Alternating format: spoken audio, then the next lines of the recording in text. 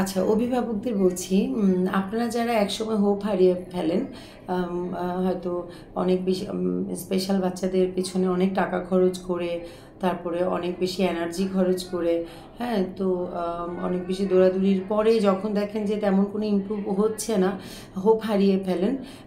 তারাই আবার যখন হচ্ছে বাচ্চাকে এডুকেশনটা চলমান রাখার জন্য কোথাও দিয়ে বা কোনো একটা কারো আন্ডারে দিয়ে যদি হোপটা ফিরে আসে বা বাচ্চার যদি মানে ভালো কিছু দেখেন, তখন আপনারা আবার মনে করেন কি যে এই তো এখন তোর ব্রেনটা কাজ করা শুরু করেছে, তার মানে হচ্ছে এখন আমি নর্মাল স্কুলে দিতে পারবো।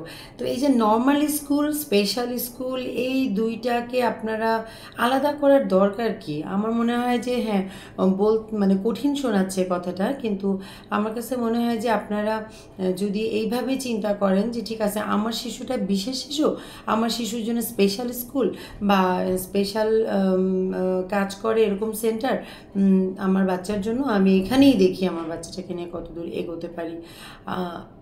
তারপরে হ্যাঁ, যদি এমন হয় যে হ্যাঁ ও খুব ভালো কাজ করতেছে, ওকে রেগুলার স্কুলে দেওয়া যায়, তাহলে ওই প্রতিষ্ঠান থেকেই বলবে দেওয়ার জন্য। কিন্তু এই যে আপনারা যে জোর করে বলেন, মানে বিষয়টা হচ্ছে কি জানেন, আমার কাছে এমনও আছে যে আমার বাচ্চাটা খাটো, ওকে লম্বা করে দেন। লম্বা কীভাবে করে দেন? যে বেশি করে ঝুলান, হ্যাঁ। তো ভেরি ফানি আসলে এগুলা, মানে খাটো বাচ্চাটা ছোট, হয়তো জেনেটিক্যালি ছোট বা এমনিতেই হয়তো ডিসএবিলিটির কারণে হয়তো একটু খাটো, তাকে আমি লম্বা করে দেবো। আচ্ছা, এটা যেমন হাস্যকর একটা বিষয়। আরেকটা বিষয় হচ্ছে যে বাচ্চাটার ব্রেন যখন ওয়ার্ক করা শুরু করে, তখন আমার বাচ্চা নর্মাল স্কুলে বসবে, সুন্দর করে সবার সাথে কাজ করতে পারবে। কি মানে এটাতে কি বুঝেন আপনারা? কি বুঝে এগুলা বলেন যে আমার বাচ্চাকে আপনি কিন্তু এমনভাবে কাজ করেন যে আপনি আগামী বছর আমার বাচ্চা যেন নর্মাল স্কুলে যেতে পারে? মানে এটা কেমন কথা?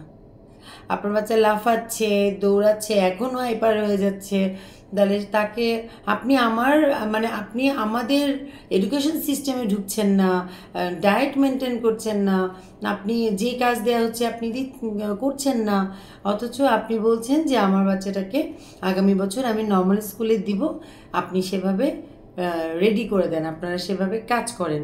এটা সম্ভব আদৌ? মানে এটা কিভাবে সম্ভব?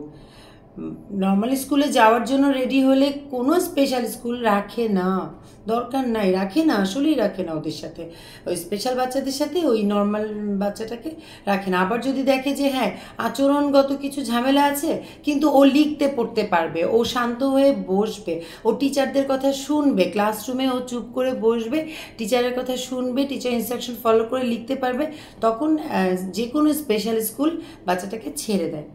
যদি তার কোনো স্পেশাল এডুকেশনের কোনো সাইট না থাকে, তাহলে ছেড়ে দেয়, নয়তো নিজের কাছেই অভিভাবকদের সাথে আলাপ আলোচনা করে নিজেদের কাছেই রাখে এবং ওইভাবেই ক্লাস 1, 2, 3, 4 এভাবে এগিয়ে যায়।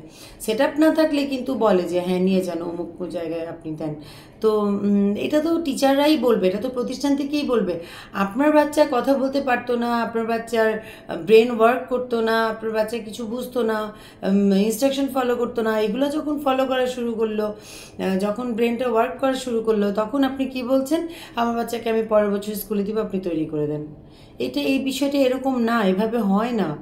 আপনাকেই প্রতিষ্ঠান থেকে বলবে যে আপনার বাচ্চা এখন পারবে, এখন চুপচাপ করে বসবে, ইনস্ট্রাকশন ফলো করবে, নর্মাল স্কুলে দিয়ে দেন।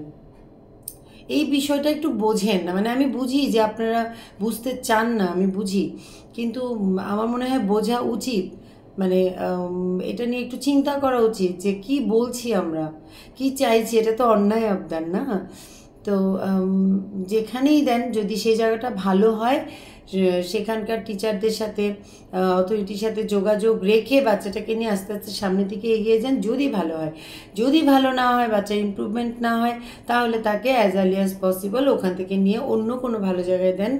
অবশ্যই 10টা যদি উল্টাপাল্টা প্রতিষ্ঠান থাকে, একটা অবশ্যই ভালো প্রতিষ্ঠান থাকবে। এটা আপনারাই খুঁজে নেবেন, এটা আপনাদের দায়িত্ব, তাই না? আমার মনে হয় আমি যা বলতে চেয়েছি বোঝাতে পেরেছি, আর না বুঝে থাকলে এটা আমার ব্যর্থতা। ভালো থাকবেন। আসসালামু আলাইকুম।